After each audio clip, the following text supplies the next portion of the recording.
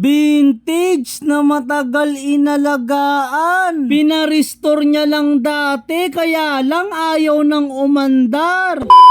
Meron palang nagchat sa akin, 10 taon na daw na stock yung alaga niya. Iningat-ingatan niya daw talaga to kaya pinarestore niya. Kaya lang dati pagkatapos pinturahan ayaw nang umandar. Kaya ayun, tinambak niya na lang. Pero kahit nakatambak, pinupunas-punasan niya pa rin at nilagay sa loob ng bahay. Pero syempre, bago tayo magsimula, i-shoutout muna natin yung gamit-gamit natin na gulong na Shipatar.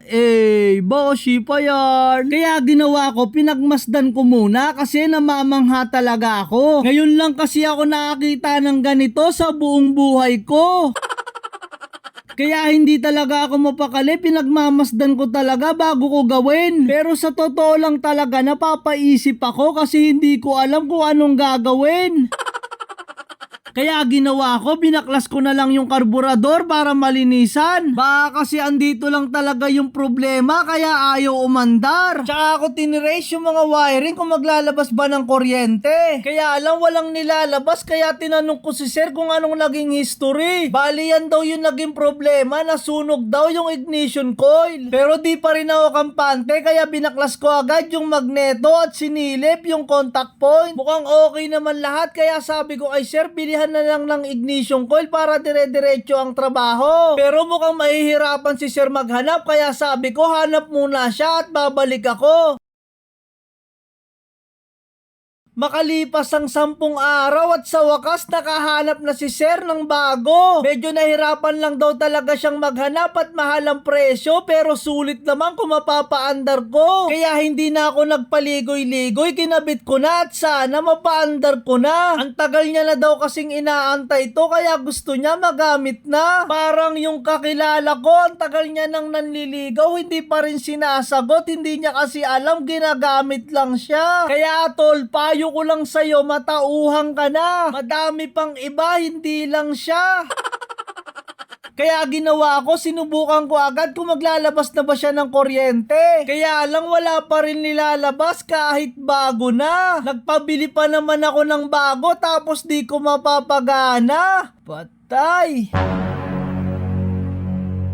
Kaya ginawa ko, tiniming ko na muna yung contact point para mapaandar na. Nang matiming ko na, ano pang iniintay? Start na agad yan.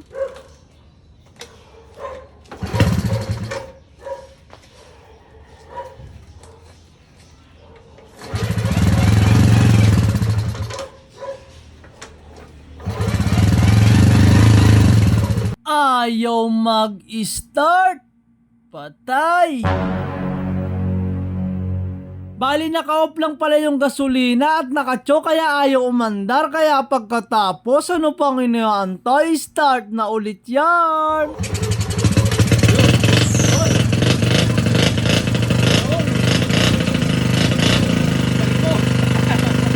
Ayos.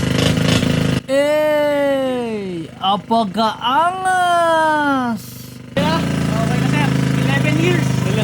Talatak ko.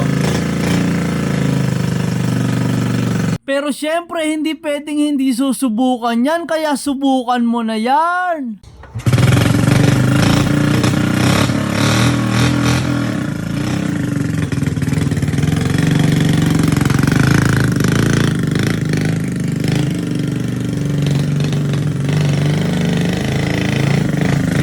Ang kagandahan sa kanya, kapag naubusan ka ng gasolina, pwede mo na siyang i-bike.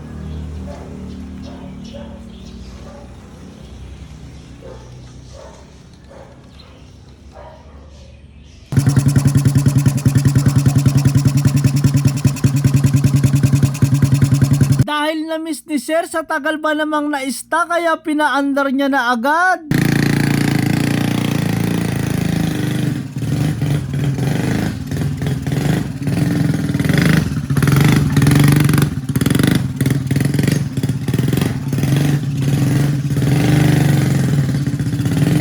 Medyo maskip lang talaga dito.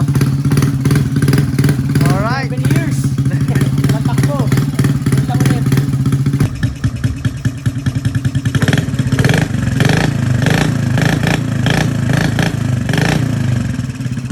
Salamat sa panonood! Ingat!